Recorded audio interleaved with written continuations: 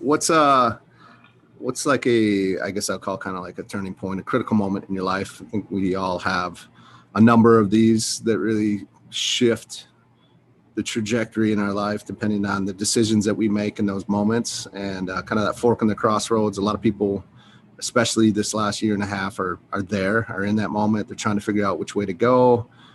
There's always kind of that way you feel like you want to go, but then there's also, maybe a bunch of other people trying to pull us a different direction.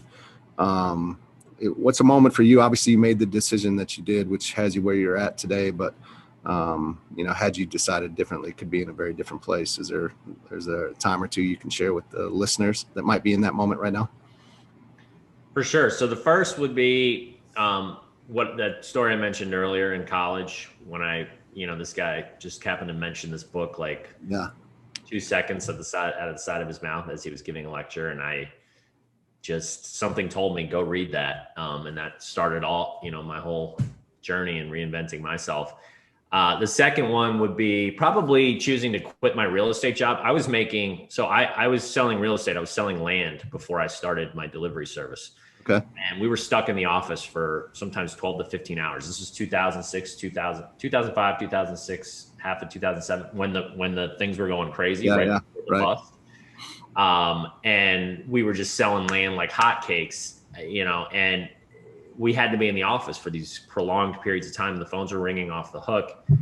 And it was pizza or Chinese were the only two options. And I was, as I mentioned earlier, a healthy guy trying to eat good, work out. Yeah. It's like, there's got to be something better. And there wasn't. So as soon as things started to turn in the real estate market, I actually quit. I won a brand. I was the top salesman. I only worked there for a year and a half. The very first year I worked there, I was top salesman.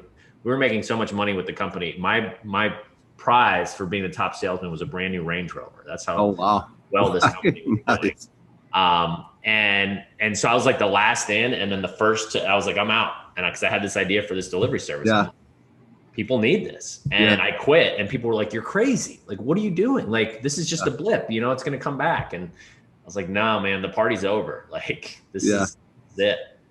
And so I did. And I just took the leap of faith, and I actually grabbed my best friend that I was working with at the time. And he said no at first. I said, man, I think there's something here. People need delivery. Like, let's do it. And, so did it start out as you guys actually doing the deliveries yourself? Yeah, we did. Yeah. We started out of his, so I grabbed him. Yeah, he came on board. We started out of his guest bedroom, and me, him, and one other driver were our whole driver force. In the end, we had thousands of drivers. Yeah. That's how we started. And we hired a girl to come in and just sit by the computer. And when an order came in, it would blink, and she would call one of us and say, okay, go here. Yeah. And it was very primal. That's not the word I'm looking for, but not advanced, whatever that is. Yeah. And, we ended up creating our own software and our own way to do it a lot more efficiently in an app. Sure. At the time, iPhone had just come out the year we opened. Yeah. So iPhones now, your phone, you order everything on. Click a few buttons. I remember when apps first became a thing and thinking like, what is this like? And obviously now today everything's on an app.